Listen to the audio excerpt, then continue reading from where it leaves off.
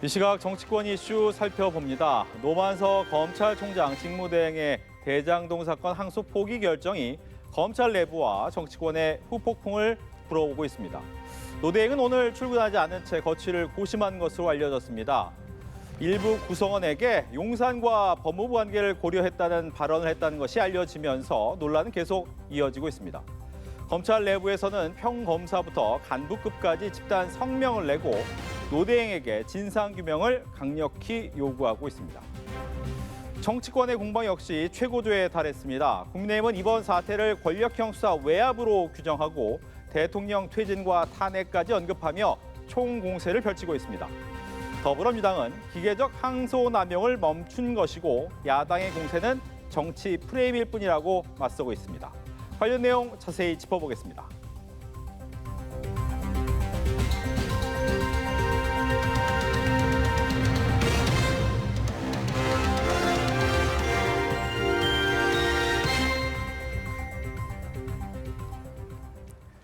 네, 관련 내용 장윤미 더불어민주당 대변인, 이준우 국민의힘 대변인 두 분과 함께 이야기 나눠보겠습니다. 안녕하십니까? 네, 어서 오십시오. 네, 국민의힘은 대장동 항소 포기와 관련해서 총공세에 나섰습니다. 오전엔 대검찰청에서 규탄대회를 열었고 조금 전엔 법무부를 향해 항의 방문했습니다. 장동혁 대표의 대검 앞 발언 먼저 듣고 대담 시작하겠습니다. 지금 엉망으로 망가지는 대한민국을 구하는 방법은 딱 하나입니다. 이재명을 대통령의 자리에서 내려오게 하는 것뿐입니다. 국정조사와 특검을 통해서 이재명을 탄핵해야 합니다. 그리고 지금 즉시 법원은 이재명에 대한 재판을 재개해야 합니다. 그것이 대한민국을 구하는 유일한 길입니다. 네, 국민의힘 항소 포기 외압 의혹에 대해서 진상 규명, 또 노만석 권한대행의 사퇴 요구. 근데 여기 이제 이재명 대통령의 탄핵까지 주장을 하고 있습니다. 여기에 대한 근거를 좀 들어볼까요? 지금 정성호 법무부 장관이 이제 일단 게이트, 정성호 법무부 장관 게이트라 저희는 이제 명명을 하고 있습니다. 네. 하지만 정성호 법무부 장관이 혼자 독단적으로 이런 중요한 결정을 했을까? 왜냐하면 이 사건의 주인공은 사실상 이재명 대통령일 수밖에 없기 때문입니다. 대장동 일당이 전부 5명의 유죄 선고 받으면서 나온 판결문에 보면은 무려 이재명 대통령 이름이 400번 넘게 나옵니다. 그러면 그 판결문의 주인공이 누구겠습니까? 이재명 대통령일 수밖에 없는 거죠. 그래서 정성호 법무부 장관은 장관 되기 이전부터 주변 사람들께 그렇게 얘기를 많이 했다고 합니다. 이재명 대통령 무죄 만들려면 공소를 취소하는 방법밖에 없다라고 얘기했을 정도로 적극적으로 이재명 대통령 방탄에 나섰었는데 이제는 법무부 장관이 되니까 본인이 법무부 장관인지 아니면 이재명 대통령의 변호인인지 역할이 헷갈리는 것 같습니다. 아니면 장관 겸 변호인으로 역할을 하고 있는 건지 아닌지 의심스럽기 때문에 저희는 정성호 법무부 장관 게이트라고밖에 할 수 없는 거고요. 노만석 대행도 지금 휴가를 갔다 그러죠. 노만석 대행도 저는 굉장히 노만석 대행의 난이다 이렇게 표현을 하면서 이 두 분에 대해서는 사실상 외압이 있었다는 것을 자백한 수준의 발언을 하셨기 때문에 이 부분에 대해서는 국정조사와 특검을 통해서 명명백백하게 책임을 져야 한다. 다만 이재명 대통령에 대해서는 책임을 지기 위해서 즉 탄핵까지 가기 위해서는 추가적인 국정조사와 특검이 반드시 필요한 상황이다. 국정문란에 대한 책임을 이재명 대통령이 반드시 져야 된다. 그렇게 생각합니다. 예, 민주당 얘기 듣겠습니다. 대통령 탄핵을 이 항소자제와 연결지어서 이야기하는 것 대단히 부적절합니다. 대선 불복일 뿐만 아니라 주권자인 국민을 폄훼하고 무시하는 것이라고 말씀드릴 수밖에 없습니다. 기본적으로 항소를 하지 않음으로 인해서 이재명 대통령이 무슨 이득을 받는지 정확히 밝히지도 못합니다. 왜 그러면 판결문에 이렇게 써 있습니다. 이게 대장동 일당들이 작당 모의를 해서 본인들의 이익을 어쨌든 많이 가져가도록 돈을 먹이고 성남도시개발공사의 유동규란 본부장을 구워 삼고 이랬던 사실관계가 있었습니다. 그게 인정된 거예요. 그러면 판단을 받을 때 법원이 뭐라고 한 단계 더 나아가서 이야기를 하느냐. 그 당시에 성남시장과 관련해서는 이 도시개발을 할 때 그 수익을 환수하는 방식이랄지 어떤 개발 방식을 채택할지 수익을 배분할지 이런 이런 부분이 워낙 변수가 많아서 이 아래에서 작당 모의를 하고 이런 걸 성남시장이 모르는 상황에서 이 자유롭게 어떤 개발 방식을 채택했던 것으로 보인다라고 설시하고 있습니다. 국민의힘에서는 유동규 씨의 어떤 양형 사유와 관련해서 성남시 수뇌부와라는 단어가 들어간 걸 굉장히 강조를 하는데 양형 사유라는 건 사실 인정이 아니고 그러니까 엄밀한 절차가 아니라 이를테면 반성한다, 동종전과가 있는지 없는지, 그 당시에 책임 있는 지위에 있는지 없는지를 좀 기계적으로 쓰는 겁니다. 거기에 유동규 씨는 성남도시개발공사의 본부장 지위니까 성남시의 수뇌부라도 더 책임 있는 지위에 있는 사람들이 있으니 양형에 참작을 해준다고 거론돼 있을 뿐입니다. 국민의힘에 다시 여쭙습니다. 이게 이재명 대통령의 판단과 무슨 연결고리가 있습니까? 이재명 대통령의 재판은 별도로 다른 재판부에서 진행이 되고 있습니다.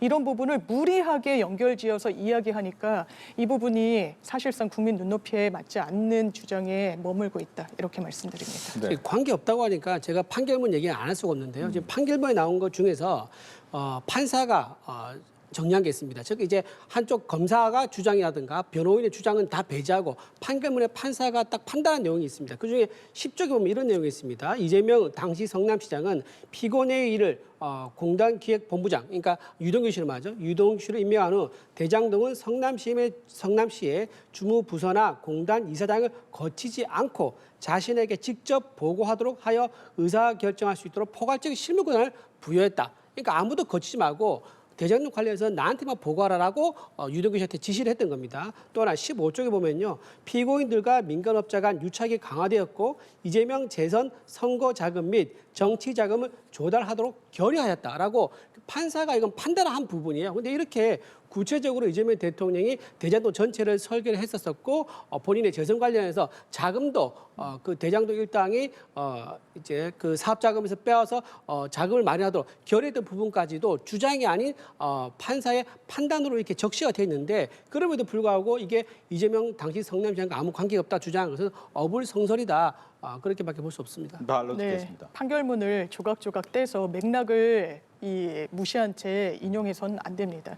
정확하게 유동규 씨한테 실권을 줬다라는 것과 그렇기 때문에 이재명이 모든 것을 알고 다 이렇게 불법성을 용인했다라고 하는 건 완전히 논리적 간극이 극과 극에 놓여져 있는 겁니다. 그리고 이 사람들이 자기네들끼리 결의하였다. 이게 마치 시장을 위한 것처럼 했다. 그럼 이 사람들이 모여서 했던 말 중에 왜 그 부분을 인용하지 않습니까? 이 사람들이 이재명 당시 성남시장을 공산당 XX라고 칭합니다. 왜? 이 부분이 처음에는 사업 수익성을 장담할 수가 없었어요.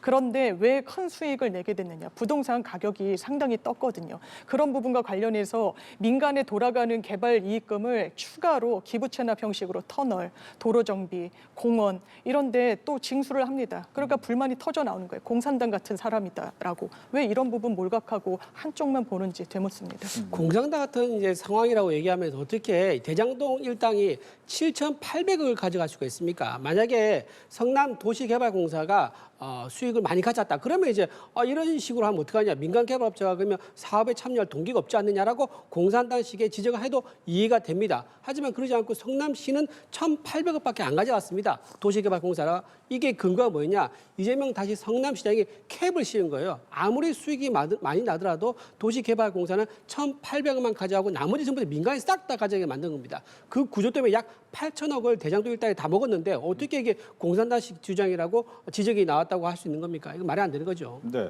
그 부분에 대해서 조금 더 질문을 드리면 7,800억 부분에 대해서 결과적으로 환수가 되냐 안 되냐를 가지고도 논란이 좀 많습니다. 여기에 대한 얘기 같이 할 텐데 국민의힘 입장에서는 이거 환수가 불가능하다. 따라서 이 부분에 대해서 전국 당원 결의 대회까지 얘기를 좀 하는 것 같더라고요. 이 네. 부분에 얘기 좀 더 듣겠습니다. 네, 지금 이게 지금 형사적으로 일단 무죄의 취지였던 그 결론이 나왔기 때문에 추징금도 지금 제로가 됐습니다. 남욱 씨 같은 경우는 제로고요. 김만배 씨 같은 경우는 6,100억 추징을 구형했는데 실제 추징은 430억 밖에 되지 않습니다. 전체 추징금이 한 7%밖에 되지 않습니다. 그러면 이 사람들 입장에서 보면요. 야, 4년 동안 감옥에서 몸으로 때우면은 1,000억을 내가 가질 수 있다. 라고 하는 선례가 생기는 겁니다. 그러면 그 사람들은 이거 해볼 만해 라고 하는 이제 상황이 된 거고 그러면 나중에 출소하고 나면요.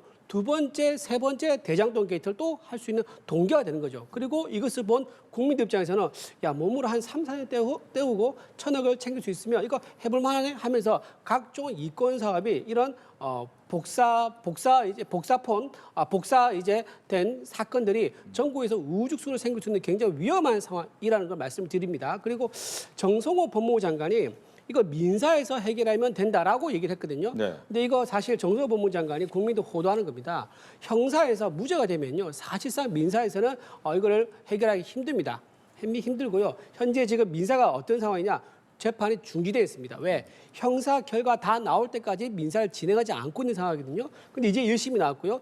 2심과 3심 나는데 또 몇 년 걸립니다. 그러면 그 민사는 어떻게 되겠습니까? 이재명 대통령이 본인이 임기를 다 마칠 수 있을지 모르지만 임기를 개헌을 통해서 한 번 더 한다고 칩시다. 그럼 민사적으로 이걸 본인이 갚으려고 하겠습니까?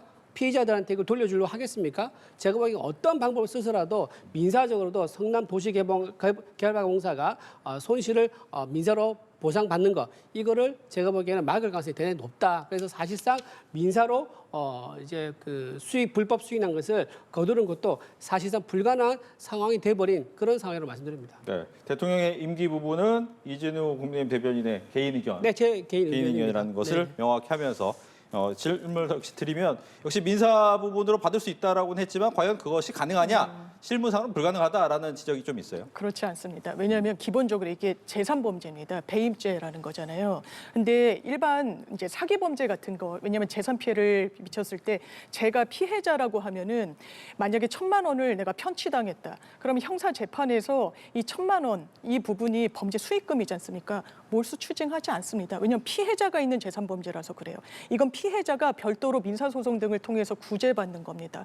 이 건에서는 부패, 재산 몰수에 관한 법률로 임의적으로 추징을 검찰이 구형한 거예요. 이건 임의적 규정입니다. 왜냐하면 기본적으로 피해자에게 귀속해야 되기 때문에 국가에 귀속하도록 법이 설계되어 있지 않기 때문에 그렇습니다. 그래서 성남시가 손 놓고 있었습니까? 아니요. 성남시가 민사 이 소송을 제기를 이미 했죠. 진행 중입니다. 그 부분과 관련해서도 2,200억 원이 이미 사전 처분이 이 국가유예에서 되어 있어요. 그 재산에 대해서 성남시가 가압류도 걸어놨습니다. 그리고 기본적으로 4천억 원이 7천억 원이니 이 부분이 형사 판결에서 형사 과정에서 훨씬 엄밀하게 증거 조사를 하는 것도 맞습니다. 그런데 그 부분을 계산하지 못한다라고 했어요. 이게 또 확립된 판시이기도 합니다. 도시개발공사와 관련해서는 너무 변수가 많기 때문에 어떤 수익이 원래 나기로 했고 거기에서 어떤 손실이 있고를 사실상 산정이 안 되는 겁니다. 이게 형사 민사에 크게 다르지 않습니다. 그래서 더 난이도가 높아서 입증이 어려워졌다라는 것은 뭐 동의를 100번 양보해서 하더라도 이 환수의 길이 막혔다? 이건 완전 틀린 팩트라는 점 말씀드립니다. 방금 이제 스스로 말씀하셨는데요. 계산을 해서 얼마인지를 특정하기 힘들다라고 말씀했지 않습니까? 근데 그런 내용은요, 민사에 가면 더 책임이 큽니다. 민사에서는 그 손해를 가져갈 사람이 특정 금액을 입증할 책임이 더 엄격하게 아주 더 높이 있습니다. 따라서 형사에서 입증할, 즉 얼마인지 구체적인 금액을 특정하지 못하는데 민사에서 가서 특정해라. 민사는 더 까다롭게 그 입증해야 되기 때문에 애당초 형사에서 입증이 못 되는 금액 규모는 민사에 가서도 그 금액이 특정되지 않기 때문에 더 어려울 수밖에 없다는 걸 말씀드립니다. 네, 짧게. 네, 7천억이라고 그러시잖아요. 그러면 형사재판부에서 왜 7천억을 인정하지 않았는지 아십니까? 이 부분이 아예 증거 능력까지 배제됐어요. 원래 대장동 일당들을 배임죄로 651억 원을 편취했다라고 플러스 알파 불상금액이라고 공소를 했는데 그게 거의 5천억 원으로 뻥튀기가 됩니다. 그 사이에 어떤 사정 변경이 있었느냐. 윤석열 정부가 출범했죠. 이재명이랑 정치인에 대한 속도, 이 수사가 가속도를 붙었습니다. 이 부분과 관련해서 별건으로 이해충돌방지법 등으로 죄목을 늘려가면서 수사를 했죠. 왜냐하면 미리 이미 기소가 되어 있으니까. 법원이 이렇게 수사하면 안 된다. 이렇게 해서 확보한 증거는 증거로 쓸 수조차 없다라고 해서 7천억 원이 기각된 겁니다. 거기에 대한 반성부터 하는 게 도리 아니겠습니까? 알겠습니다. 이 부분은 뭐 계속으로 논란이 될 것 같으니까 이 정도로 하겠고요. 그다음에 이제 민주당의 얘기를 좀 들어볼 텐데 민주당은 이 사안에 대해서 검찰의 조작 기소 또 검난이라고 역공을 펼치고 있습니다. 관련 발언 듣고 오겠습니다.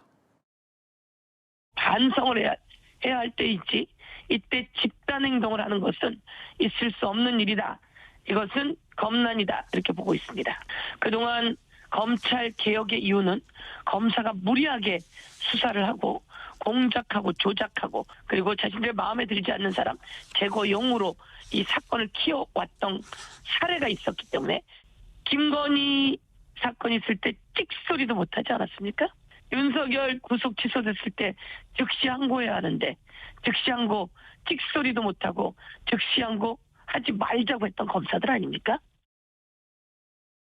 네, 즉 친윤 정치검찰의 항명 검난이라고 했는데 검난이라고 평가하는 게 맞습니까? 이게 기본적으로 이 수사팀, 그러니까 공판 검사들은 따로 있는데 수사 검사들은 아무래도 이게 이재명 당시 대표를 겨냥한 수사였기 때문에 친윤으로 분류되는 검사들이 수사를 했던 건 맞습니다. 그리고 지금 문제 제기를 하는 한복판에 강백신 그 고검장이 있는데 그 부분과 관련해서도 그렇습니다. 본인은 이 부분이 항소를 하지 않아서 강력한 문제의식을 갖고 있다고 합니다만 본인이 받고 있는 의혹이 있습니다. 이른바 이 사건은 유동규라는 사람의 입에 의존해서 많은 부분이 진행됐습니다. 그러니까 남욱 변호사 같은 경우에는 검찰이 겁박을 하면서 본인의 이 진술을 회유하고자 했다, 변경하고자 했다라고 위증에 무릅쓰고 위증의 어떤 위험을 무릅쓰고 증언대에서 밝힌 거 아니겠습니까?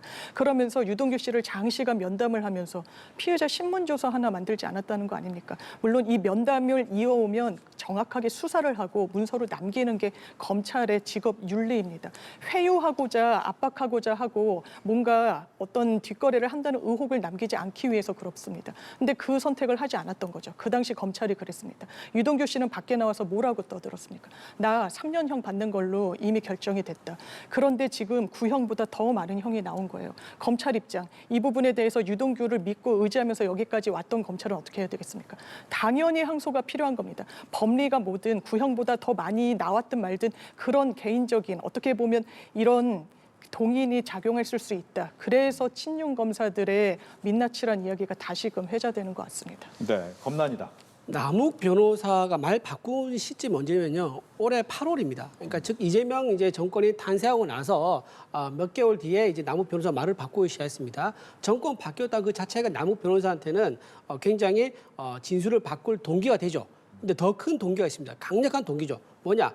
야, 추징금 너 한 푼도 추징 안 하게 우리가 만들어 줄게. 라는 만약에 그런 회유가 있었다 그러면요. 또는 그런 정황이 있었다 그러면 남욱 변호사한테는 이보다 더 좋은 강력한 동기가 어디 있겠습니까? 1,000억을 지킬 수 있다? 몸으로 한 2, 3년 때우면은 1,000억이 생기는데 말을 바꾸는 거 그까짓 별거 아니다. 라고 하면서 말 바꿀 수 있는 강력한 동기가 되죠. 그래서 말 바꾸기의 시점이 묘하게도 이재명 정권가 만들어진 이유는 8월이다. 그리고 실제로 남욱 변호사는 선고를 4년 받았고 1,000억을 고스란히 자기 주머니에 넣을 수 있는 상황이 됐기 때문에 말 바꾸게 할 수 있는 강력한 어떤 동기라든가 주변 환경이 됐다라고 말씀드리고요. 또 하나 김건희 여사 관련해서 특검이 아까 말씀하신 것 중에 서영교 의원이 말한 것 중에 뭐 김건희 여사 사건 때는 찍소리 안 하더니라고 했습니다. 근데 지금 어떻습니까? 김건희 여사 특검이 출범했습니다.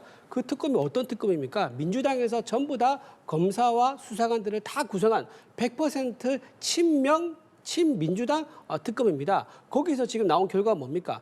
13명을 구속했는데 그중에 9명은 김건희 여사랑 아무 관계 없는 사람들인데 구속이 됐습니다. 관계없는 건으로 구속이 됐습니다. 그리고 4명만, 오직 4명만 김건희 여사 관련된 건으로 구속됐는데 그게 뭘 의미합니까? 적어도 13명을 구속했으면 절반 이상은 김 여사랑 관련이 있어야 되는데 관련 없는 사람 9명을 숫자로 채웠다는 것은 김 여사 털어보니까 야 별거 없더라.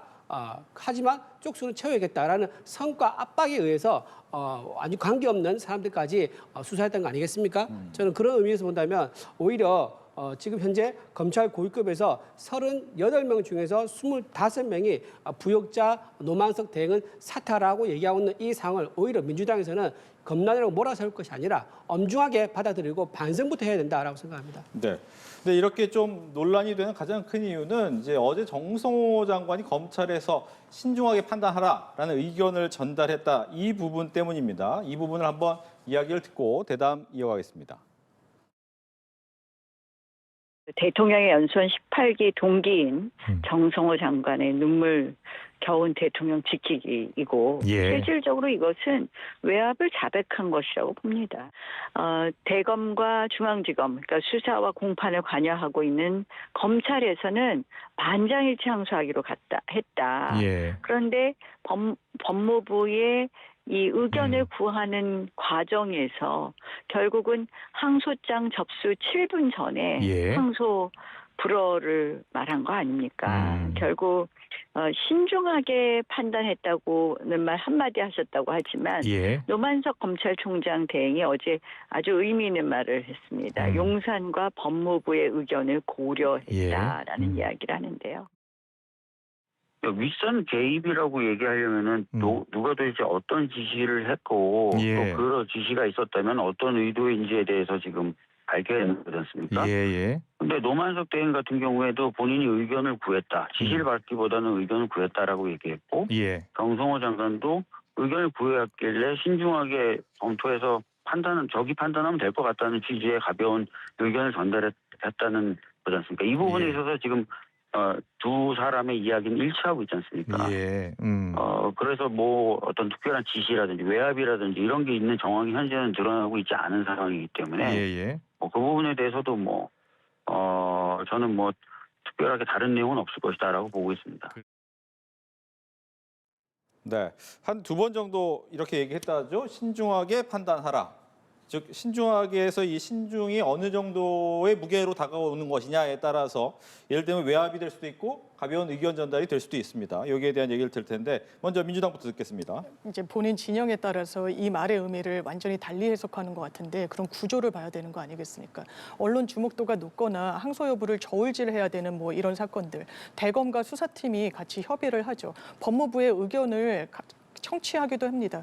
그러면 여기에 대해서 신중하게 하라. 거기에 대한 입장을 낸 부분과 관련해서 이게 어떻게 외압일 수 있습니까? 외압을 하라고 하면 항소를 하지 말아라. 절대로 하지 말고 하면 그 부분에 대해서는 문제를 삼겠다. 이런 걸 외압이라고 하는 거죠. 그런데 이 신중하게 하라는 말 자체를 경광부회를 하고 부풀려서 과장을 한 다음에 외압이 있었으니 탄핵의 절차에 들어가겠다. 이게 정확한 이 해법이자 이게 물리 해석에 맞는 겁니까? 그렇다면 대검에서 뭐라고 얘기합니까? 우리는 거기에 대해서 이미 구형보다도 많이 일부 피고인들에 대해서 나왔고 그리고 대법원 판시 등에 비춰봤을 때도 이게 뒤집어지거나 할 수 있는 가능성이 좀 낮으니 더더군다나 대검에서는 또 검찰에서는 기계적 항소를 하는 것을 좀 자제하자고 했으니 법리 검토를 해서 대검은 안 했으면 좋겠다는 의견이다라고 해서 조율을 했습니다. 민주당으로선 여권으로선 이걸 항소를 하든 안 하든 아무 상관이 없는 겁니다. 왜냐하면 1심 판결에 대해서는요. 모든 증인이 나오고 사실심에 대해서 최초로 정리를 하는 작업입니다. 대법원 판시에 따르더라도 항소심에서는 1심 판결을 거의 그대로 수용하라고 얘기를 하고 있어요. 물론 뒤집어지는 경우도 있습니다만 사실심의 마지막 단계에서는 1심에서 다 진행된 걸 함부로 뒤집지 말라는 그런 기준이 있기 때문입니다. 이런 종합적인 고려를 해서 대검에서 의견 개진한 게 왜 불법입니까? 이게 왜 외압이라고 단정 짓습니까? 그러면 정말 문제의식이 있으면 수사팀이 그럼에도 불구하고 냈으면 되는 겁니다. 그런데 이런 절차를 가지고 마치 무슨 꿍꿍이가 있는 것처럼 마타도아를 하는 것. 이게 국민의힘은 비판 이상 대안 세력으로서 대안을 내지 못하고 있다는 그 현실을 그대로 보여주는 게 아닌가 생각합니다. 네, 추가 질문을 드리고 질문 드리겠습니다. 추가 질문은 이겁니다. 내부 관계자들한테 노만석 권한대행이 용산과 법무부의 관계를 고려할 수밖에 없었다라고 얘기를 했단 말이에요. 그러니까 앞서서 이제 신중하게 판단하라라는 부분을 그냥 받아들일 수도 있겠지만 이 용산과 법무부의 관계를 고려할 수밖에 없었다라는 단어를 들으면 맞습니다. 또 달라질 수 있어요. 그래서 지금 보면 지금 나경원 의원께서 이야기하신 대로 법무부에서 얘기를 그렇게 해서 내가 기계적으로 들었다라기보다는 이 노만석 검찰총장 대행의 이 발언을 종합을 해보면 정무적인 판단을 나름대로 했다라는 거예요. 그러면 여권 입장에서는 이른바 과잉 충성으로 생각을 했나라고 생각할 수도 있는 거고 그 부분은 자체 검찰총장 대행으로서 이런 결단을 낸 게 뭔가 이 내부 잡음을 있을 거라고 예상하면서도 본인이 결정을 지은 건가?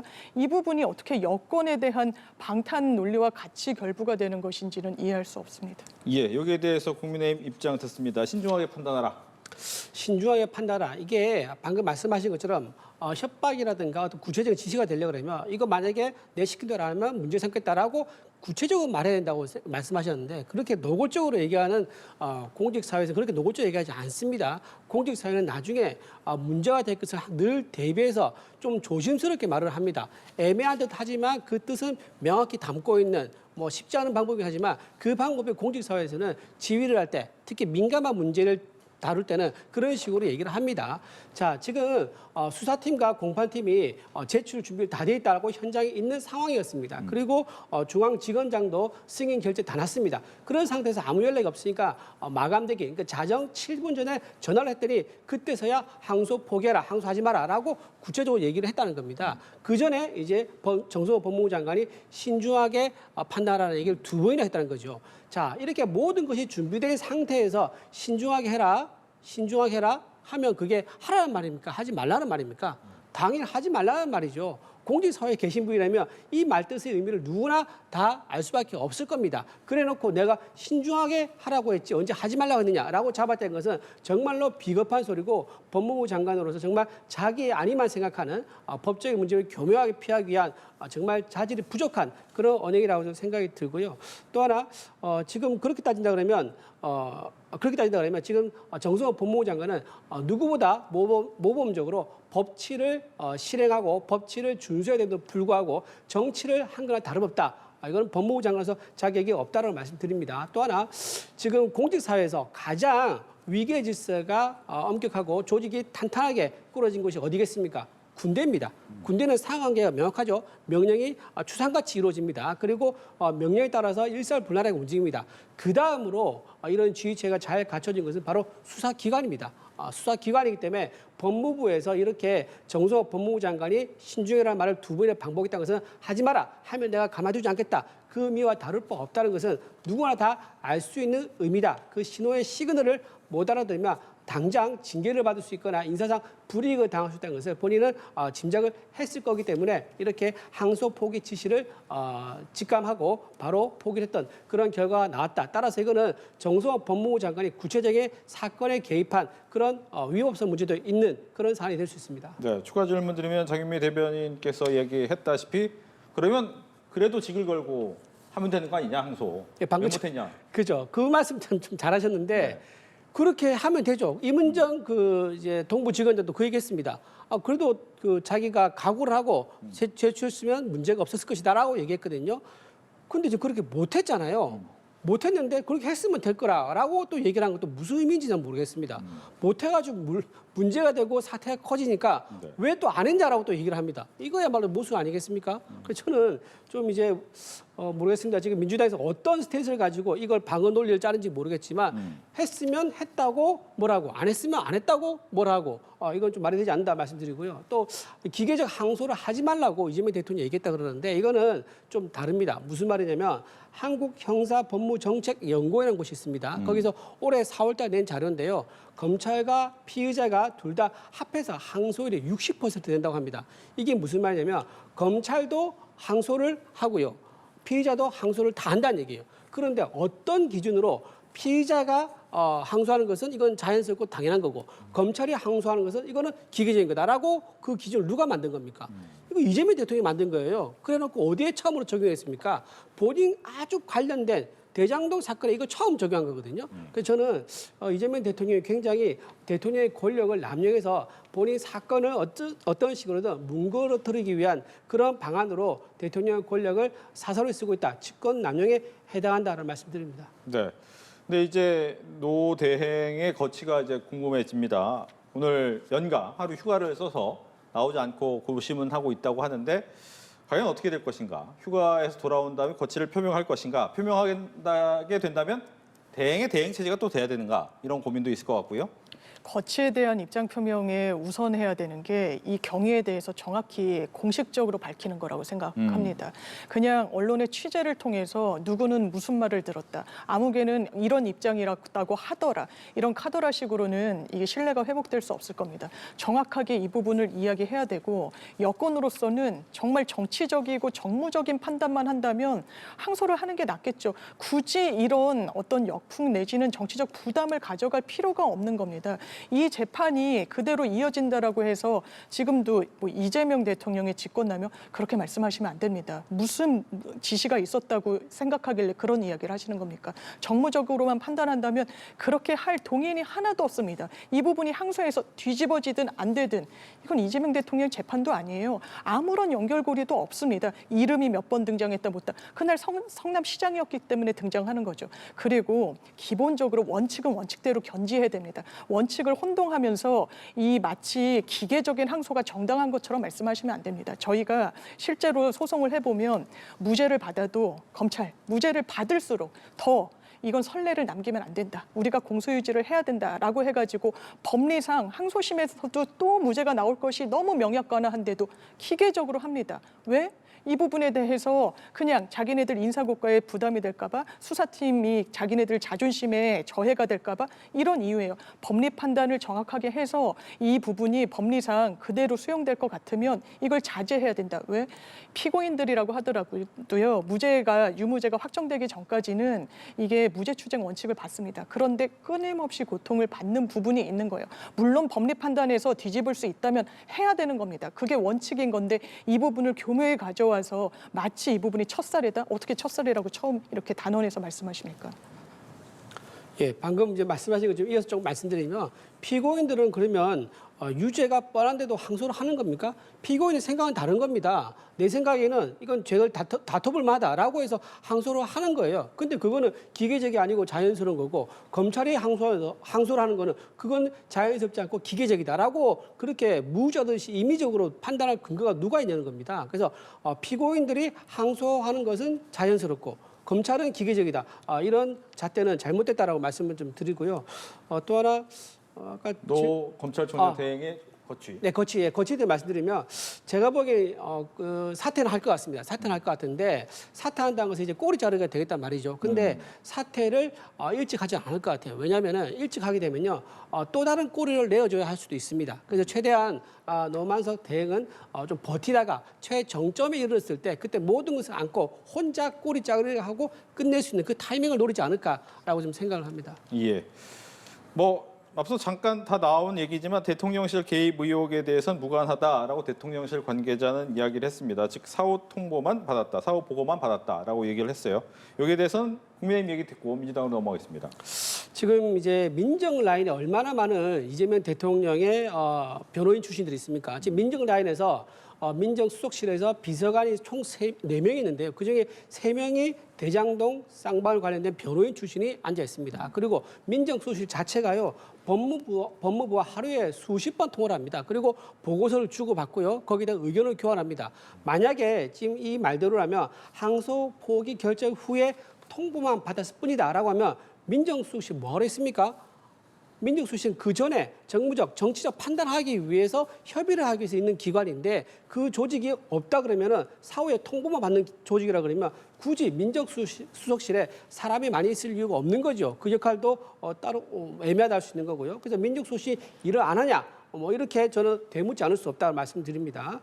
그리고 또 하나 법무부 장관실에 있는 정책보좌관 이 사람도 누구냐면 바로 쌍방울 사건, 대장동 사건의 변호인 출신입니다. 이렇게 법무부 장관도 이재명 대통령 무죄라고 주장하고 있고 그 밑에 있는 보좌관도 이재명 대통령의 변호인 출신이고 그다음에 대통령실에 있는 민정 라인에서 비서관 4명 중에 3명이 변호인 출신입니다. 이렇게 전부 다 이재명 대통령과 굉장히 밀접한 관련이 있는 사건과 관련이 있는 변호인들이 모였기 때문에 이 사건 자체가 민정수석실이 전혀 몰랐다, 아무 관계없다 말하는 것은 국민들을 속이는 거다. 국민들의 이 말을 믿을 사람이 아무도 없을 것이다. 저는 그래 봅니다. 변호인이고 이재명 대통령이 대통령 되기 전에 사건을 수행했기 때문에 외압을 가했을 것이다. 오히려 변호인이기 때문에 외압을 가하지 않았겠죠. 이게 직권남용이든 법률적으로 문제가 된다라는 판단은 기본 중에 기본이니까요. 그럼 국민의힘에 한번 묻고 싶습니다. 이게 항소를 하지 않음으로 인해서 이재명 대통령이 무슨 이득을 얻는다는 겁니까? 어떤 이득을 얻는다는 거 확신하는 겁니까? 그래서 어떤 이득이 있길래 지시까지 했을 거라고 무리하게 주장을 하는 겁니까? 주장을 하려면 최소한의 객관적 근거는 있어야 됩니다. 그냥 그랬을 개입했을 것이다. 변호인들이 거기 있으니까 외압을 행사하지 않았을 리가 없다. 이재명 대통령의 변호인으로서는 사건에 개입했을 것이다. 이건 너무 대한민국의 시스템을 얕잡아 보는 거라는 생각이 들고 정무적으로만 판단하면 이거를 하든 안 하든 오히려 정무적으로 판단하면 항소를 하라고 그랬겠죠. 지금 국민의힘에서 이걸 유일한 지렛대로 대통령의 성과를 깎아내리는 걸 보십시오. 그런데 왜 그러지 못했느냐. 그건 직권남용에 해당할 수 있으니까요. 법률적으로 문제가 될 수 있으니까. 법무부에서도 기껏해야 낼 수 있는 의견이란 게 신중하게 했으면 좋겠다 정도입니다. 그 부분과 관련해서 반대를 하면 그냥 항소를 하면 됐던 겁니다. 그런데 대검에서 그게 어떤 연유인지 뭐 법무부의 의견을 들어서인지 아니면 뭐 대통령실 눈치를 봐서라는 이런 아주 주관적인 판단 때문인지 항소를 하지 않았습니다. 그럼 법률적으로 다시 들여다보면 됩니다. 이게 대단히 무리했나? 검찰의 항소 기준에 따를 때 이게 완전히 법률적으로 어긋났나? 그렇지도 않다라는 겁니다. 객관적인 건 객관적인 걸로 아무리 대통령에 대해서 폄훼를 하고 싶어도 최소한의 근거가 있어야 되는 거 아니겠습니까? 네. 거기에 대해서 대통령이 결국 이득 없다. 이 부분에 대해서. 대통령 일이 크죠. 본인이 직접 거기 대장동 사건의 설계자이고 대장동 사건의 수뇌부, 그러니까 성남시의 수뇌부라고 판결문에 나와 있기 때문에 이게 유죄가 된다면요. 이재명 대통령 입장에서는 대통령 하고 있으면서도 대통령 자리가 가시방석일 겁니다. 언제 재판이 재개돼서 유죄받을지 모르는 거고 대통령 임기가 끝나더라도 감옥 가야 될 그런 순서가 정해지는 거기 때문에 가시방석을 제거하기 위해서 이 사건을 최대한 무죄로 낮추는 그런 이제 그런 조치를 취할 수밖에 없었을 겁니다. 그리고 네. 또 하나 추징금에 대해서 이거 전체 이제 김만배 대장동 일당이 다 가져간 거 아니겠습니까? 사실상 거의 다. 그러면 여기서 말했던 김만배 씨가 과거에 그분이 있었다 얘기한 부분 있지 않습니까? 그분이 누굽니까? 그 당시에 전부 다 이재명 당시 성남시장을 얘기하고 있는 거군요. 그러면 그 추징금 범죄 수익금의 범죄 수익금으로 예상되고 있는 그 수천억의 규모의 돈에서 일부분이 이재명 대통령 소유인 거 아니냐라는 그런 의혹도 지금 계속 살아 있는 거예요. 그렇기 때문에 자꾸 항소 포기라는 게 국민들로 하여금 많은 상상을 할 수밖에 없게 만드는 그런 단초를 스스로 만들었다. 저는 그래 봅니다. 네. 다음 이슈로 넘어가 보죠. 유네스코 세계유산인 종묘 앞에 고층 건물을 허용하는가에 대해서 좀 논란이 되고 있는데 김민석 총리와 오세훈 시장의 공방이 거세지고 있어요. 보니까 아무래도 이제 재개발이 좀 근시안적인 의견 아니냐라고 우려를 표하자 아니다. 도시의 흉물 방치하는 것이 더 문제다라는 부분에 대한 이야기가 있습니다. 재개발 계획에 대한 이야기 이번에는 민주당부터 듣겠습니다. 그러니까 종묘 경계로부터 170m 떨어진 곳입니다. 세운상가 그 일대가. 거기에 마천루를 세우겠다라는 거 아닙니까? 그러면 종묘가 가려지고 문화재가 그 가치가 훼손되는 건 너무 명약관화한 부분입니다. 정부와 서울시가 재판을 벌이기도 했었죠. 왜냐하면 서울시가 조례로 이런 개발을 하도록 저는 난개발이라고 생각합니다. 종묘 바로 앞에 이런 스카이라인을 구축하는 게 이게 정말 문화재 보호 관점을 넘어서 대한민국 서울시 경관에 도움이 됩니까? 물론 거기 이해관계가 있는 분들 계시는 거 알고 있습니다. 그러면 그런 부분에 대해서 세밀하게 조정을 할 생각을 해야지 그냥 무작정 지어보겠다. 이게 우리 정부만의 우려인가요? 아니요. 유네스코에서 이거는 왜냐하면 종묘 같은 경우에는 단순히 한국의 문화재일 뿐만 아니라 세계문화유산으로 지정이 돼 있습니다. 그러니까 문화유산 평가를 한번 해보자라고 했습니다. 서울시가 받아들이지 않았습니다. 이게 지금 21세기의 문화강국으로서 뻗어나가고 있는 대한민국 국민들의 눈높이에 맞습니까? 종묘 앞에 그림자가 지던 말던 고층 건물을 짓는 게 이게 개발 시대를 다 거쳐왔는데 지금 필요한 시대 정신입니까? 여기에 대해서 오세훈 시장 정확하게 답변하셔야 될 겁니다. 예, 국민의힘은 어떻게 보고 계신지? 지금 백현동 아파트, 옹벽 아파트 그러지 않습니까? 이거를 이제 이재명 당시 성남시장 시절에 인허가를 해가지고 굉장히 안전 문제도 있고 일부 이제 시설은 아직까지도 사용허가 안 나 있는 상황입니다. 그랬던 지금 민주당 쪽에서 이렇게 종묘와 가까운 거리에 있다고 얘기하는 거 라면서 문제 삼는 건 좀 말이 안 맞다고 생각이 듭니다. 옹벽 아파트는 50m였고 이거는 거의 200m 가까이 떨어진 거리입니다. 그리고 지금 종묘에서 지금 얘기하고 있는 종묘에서 세우는 개발하고 있는 거는요. 이게 200m 거리에 두고 있는 가장 가까운 건물은 높이가 낮습니다. 그리고 뒤로 갈수록 건물 높이가 높아지는 그런 겁니다. 그러니까 방금 마천루를 하면서 그 단어를 쓰니까 마치 아주 초고층 빌딩이 200m 바로 앞에 세워지는 것처럼 국민들이 착각할 수 있는데 그러지 않습니다. 가까운 데는 층이 낮고 멀어질수록 층이 올라가는 방식으로 해가지고 최대한 종묘의 어떤 자연 환경을 훼손하지 않고 문화적 가치를 보호하는 그런 식으로 설계가 되어 있다고 말씀을 또 드립니다. 그리고 문화재 보호에 있어서는 여러 가지 방법이 있습니다.